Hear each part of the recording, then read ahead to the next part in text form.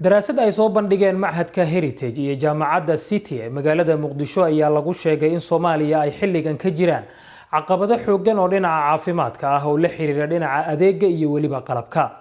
Haddaba wariyaheena magaalada Garowe Nuux Muuse Birjeeb oo magaaladaasi ku wareystay Dr. Cali Cabdulaahi Warsame oo daraasadan sameeyay ayaa warbixintan inoo soo diray.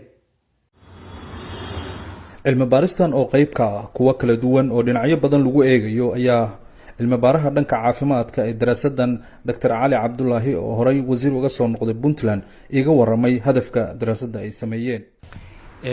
daraasada waxyaabaha aan ku ogaanay waxa kamid ah ay daboolka ka qaaday guud ahaanba inuu aad u hooseeyo adeega caafimaadka dalku heerarkiisa kala gedisan dhamaantood inay aad u hooseyso marka loo fiiriyo dadka Soomaaliyeed baahiyaha caafimaadka qabaan iyo guud ahaanba tirada dadku aad u siyaadaysa iyo meelaha dadku ay degan yihiin oo adeeg uusan gaarsiisnayn agabkii iyo aaladihii loo baahnaa oo laga maarmaanka u ahaa in caafimaadka looga shaqeeyo isbitaaladu ma haystaan waxa iyaduna markaa aad muhiim u ah runtii daraasadu ay xoog saaraysay xagga aqoonyahanka iyo xirfadlayaasha caafimaadka runtii way dadaalayaan laakiin tira ahaan iyo tay ahaan labadaba meesha la ma joogno mana dhawin marka waxyaalaha noo soo baxay waxa kamid ah inay jirto runtii nuqsaan aad u weyn oo xagga tayada iyo tirada xagga aqoonyahanka caafimaadka ee dalku u baahan yahay inkastoo burburkii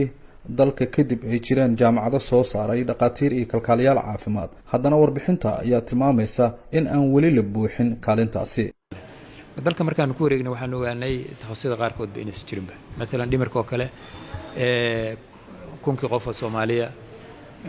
waan raadinay daraasaadkan waxaan ku helnay in ay ku soo hagaagayso 0.05 yani waxa weeyaan lama sheegi karayo dalka dhan markaan wareegnay 10 qof oo takhasuska mesela cudurrada dhimirka oo kale ma jiro waxaan ogaanay mesela cudurka dhimirku inuu yahay cudurrada ugu tirada badan leh kor u kacaya sababahan aan ognahay ha noqoto mukhadaraadka tirada badan leh dadka qaadka iyo xillamada lagu jiro ama ha noqoto duruufaha kale iyo traumaha wax loo yaqaan dagaaladii iyo masiibooyinka tirada badnaa iyo colaadaha ka dhashay goobaha caafimaadka sida gaarka hil loo leeyahay ayaa warbixintu waxa ay tilmaamaysaa in ay qaybta ugu badan ka yihiin dalka kadib burburkii Soomaaliya caafimaadka guud ahaan dalka hadda ka jira qaybtiisa weyn ama qaybtiisa badan waxa gacanta ku haya private sector-ka waxaan oran karaa boqolkiiba 75 qiyaastii ayaa waxa gacanta ku haya oo adeegyada bixiya private sector-ka isbitaalada gaarka loo leeyahay ha noqdeen clinics-ka ha noqdeen farmashiyaasha iyo meelaha kale ee maartay isbitaalada inta kalena waxa gacanta ku haya wasaaradaha caafimaadka marka anagu waxaan eegaynay guud ahaan soo fiirino magaalooyinka iyo miyiga meelaha fogfog dadka reer guuraaga degan yihiin adeegyada sida ay yihiin iyo guud ahaanba inaan qiimeeyno xaaladda meesha ay marayso dhanka hooyada iyo dhallaanka ayaa lagu muujiyay warbixinta inay ka jirto caqabad aan horay loo ogeyn waxaan u maleynayaa daraasadda aad akhrisid waxaad arki doontaa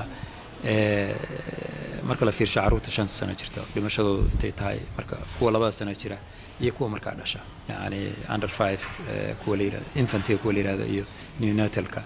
marka la fiirsho dhamaantood aad ayuu numberka u sareeyaa dhimanaya suuqeyn guud marka la isku daro daraasaadka ugu dambeeyay waxay sheegayaan anaguna aan runtii xiganay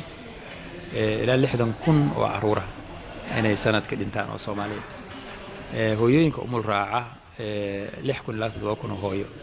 marka dal caruurtiisii 60,000 oo caruur ay dhimanaysa sanad walba runtii waa dareemi kartaa hooyooyinkiina ay saa u baaba'ayaan marka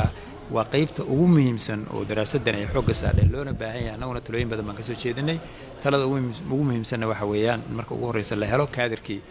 ama dadkii aqoonta u lahaa badbaadinta hooyada dhallaanka waxa ugu horeeya waa in kor loo qaado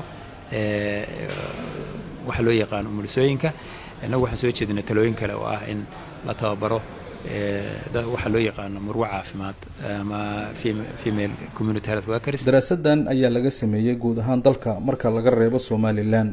waa markii ugu horeysay ee daraasad caynkan ah ee la shaaciyo laga sameeyo marxaladaha adeega caafimaadka ee dalka marka laga reebo kuwa ay sameystaan hay'adaha caalamiga ee taageera arrimaha caafimaadka